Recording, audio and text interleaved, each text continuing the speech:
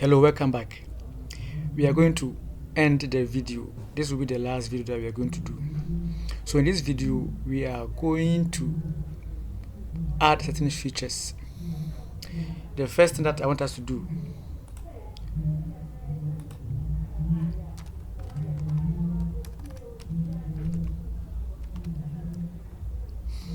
let's come to the login.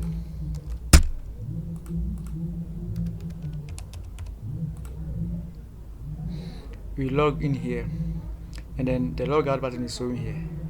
It's also showing here. Okay, so I want us to add some colors to this. The video that I showed you, the demo video, there was a red color here, so I want to add that one. Then I want to also do the reset password. The user has logged in like this, and they want to change his password. He has to change the password. Okay, so let's do that. So let's log out first. Then we go to our PHP codes. Okay, then we are on the log out. Let's go to the CSS. When we were starting the tutorial, we created this fast, the CSS. So let me click on it.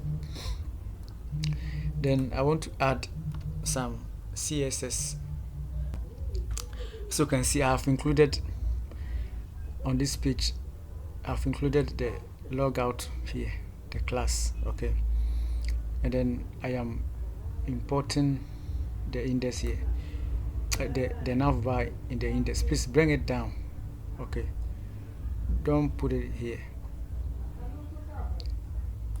I've put it down here so that we can get whatever is here.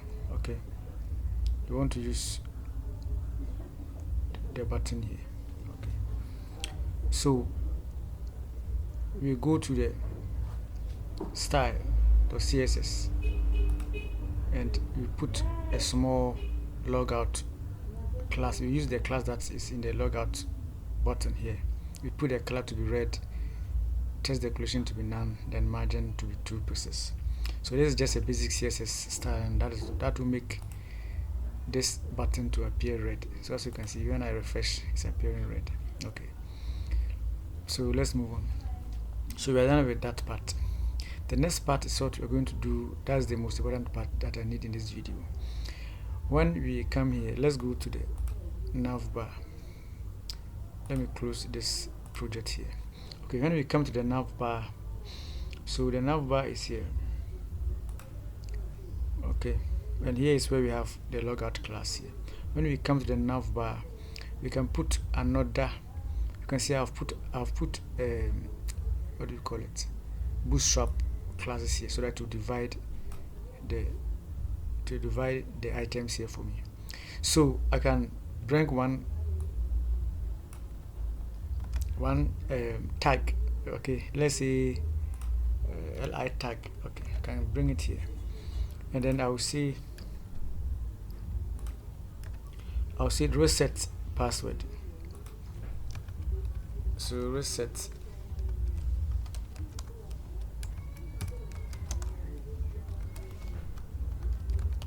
password, so that the person can click inside here. You remember, this is only showing when the user is logged in. So when he log in, then he can reset the password. Okay, so we can point this to, let's say, reset password.php. So let's say reset underscore password.php. This the same thing, this one that we use. I'm going to do that. Okay, so let's try and see. So I have logged in already. Click here and I see reset password. When I click on it, I am here. Okay, I am here. So at this stage, I can change my password. So let me put it 1 2 3 4 5 6 7. I want to make it long. 1 2 3 4 5 6 7. Then I click, and then I brought back to the login page. We did this thing in the previous video, that's why we don't want to waste our time. So we can say Ike, and then 1 2 3 4 5 6, and it will not work. Okay, if you say Ike 1 2 3 4 5 6 7, the new one, now that it is working. Okay, So we have been able to reset the password. It's very, very simple. We use the same code as we did when we forgot the password, the same code. So if you want to go to the codes, we can go. When we click on the reset password, it will bring us to this page, and this is the page, reset password.php, this page. So you see reset your password is here. So let's say submit. When the user click on the submit, then it will bring the user to the action is reset password, the same page. Okay, and we have linked the controller to this page, so to go to the controller, and then the controller will be able to do the work for us here. Reset password button. Okay, this one, reset password button. The name, I want to see the name. Yeah, where is the name? The submit here. Reset password button. So when the user click on this, it will receive the request here on the same page. Okay, the same page. And because we have linked the controller, it will come here, and then it will continue from here. So if this is set, then all this code that we put in the first video will work. That's why it's simple like that. Okay, so we are done with the reset password page 2. The next thing that I want us to do is also very, very important. You see that the person has log in, log out. But if he want to, okay, let's log in again, and let me show you the page that we are on it. The page that you go when we log in, you see that index.php. Okay, when you log in, but somebody can come here and say that index.php, the same page, and he will click, and you see errors are showing. So this is not good. We want to only show this page when a person has logged in. If not log in, we will ask him to log in first. So that one too, we have to check. Otherwise, the site will get errors like this. We don't want it like that. So let's deal with this one. So this is very, very, very simple. It's not difficult. Let's go to the index page. Index page. This is the index page. So this page is what is going to load when the user logs in. So let's go there and put restrictions there. Okay, so we use that one in the PHP code. So let's go up, and then let's come down here, and then we can say that if it's not set,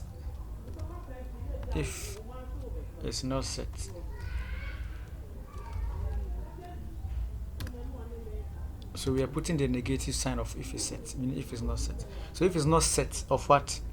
Of global variable session of ID, meaning the person has not logged in. If he has not logged in, then what I'm going to do is simple. Say header, then we send the person location. Location is going to be in a login.php.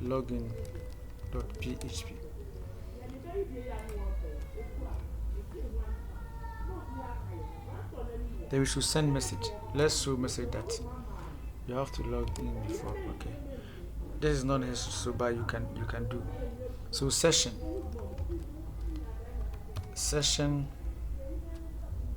of message is equal to log in before.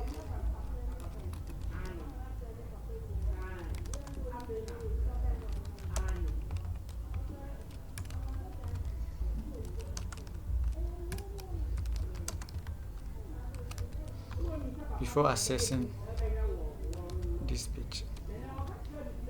Okay, you can exit from here.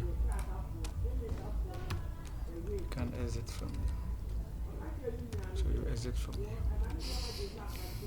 So let's try if it will work, and also if the message will also work.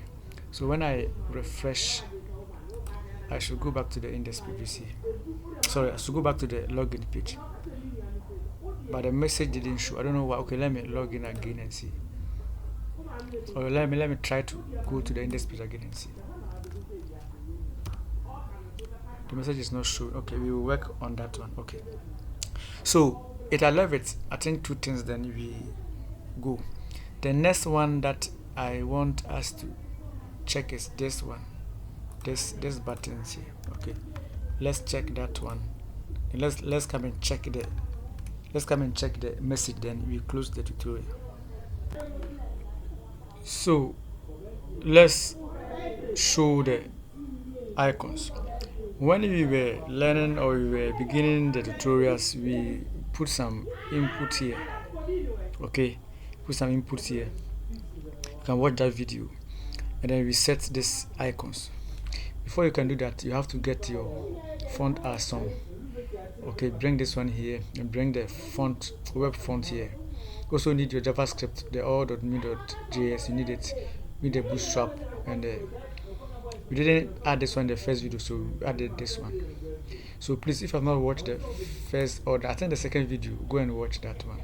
Now what we need is to just create a new file in the JS folder. We can call it js_icon.js. Any name you want, you can call it. Okay, then we put some codes on it.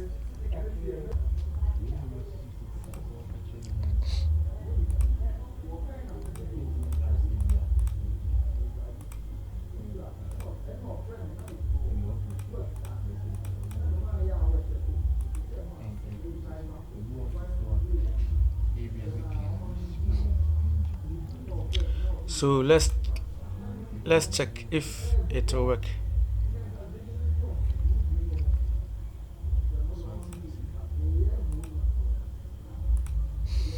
Okay, so we check the sign up first. Let's check the sign up first. So we come here and then you see tagging is working. Okay, so whatever I type and I click here, it will show. Very nice, it will show. So let's go to the login and see if that one will work. The login is not working, so let's check the problem there. So the login page, it has distance. Please include all distance well. Okay, come to the top here, include all distance. We did it in the second video, so I don't want to talk much about this one.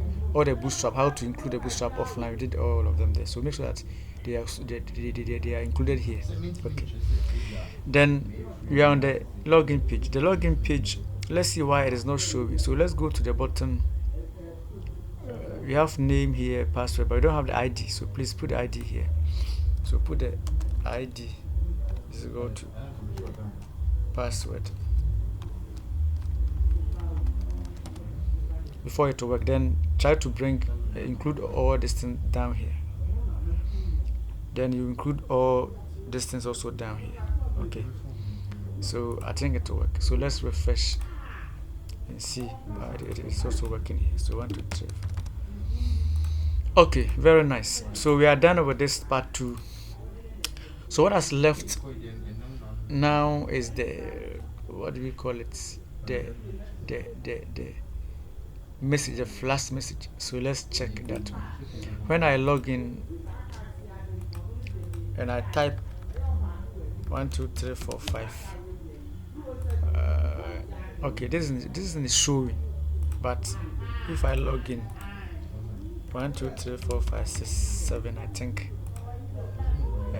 it's also showing correctly here, but I think it was not showing on one of the, I don't know, the one that was not showing. I forgot, but I think it is showing. Or JavaScript was not working. I don't know the one that was. I think one of them, it was not showing.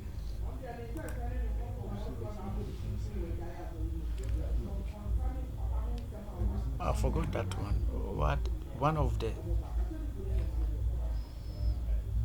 them was not showing. So okay, it's okay. Let's end it because it is showing. I think it's okay. But when I log in, it is showing. When I log out, okay. Let me log out and see. Because for the login in, it is showing 1, 2, 3, 4, 5, 6. It is showing. The logout. The logout is not showing. Okay, so let's go to the. But I think it's not even a history. If you log out, you have log out. So let's end it here. The video is becoming too long. So this is the end of the video.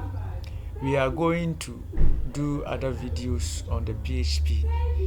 You do the CRUD, okay, the image CRUD, and then how to do some let's say what do you call it, the profile pictures and all that. So you stay tuned and then you learn more about the PHP if you're a beginner. Nowadays the AI is taking control, but you have to understand what you are getting from the AI.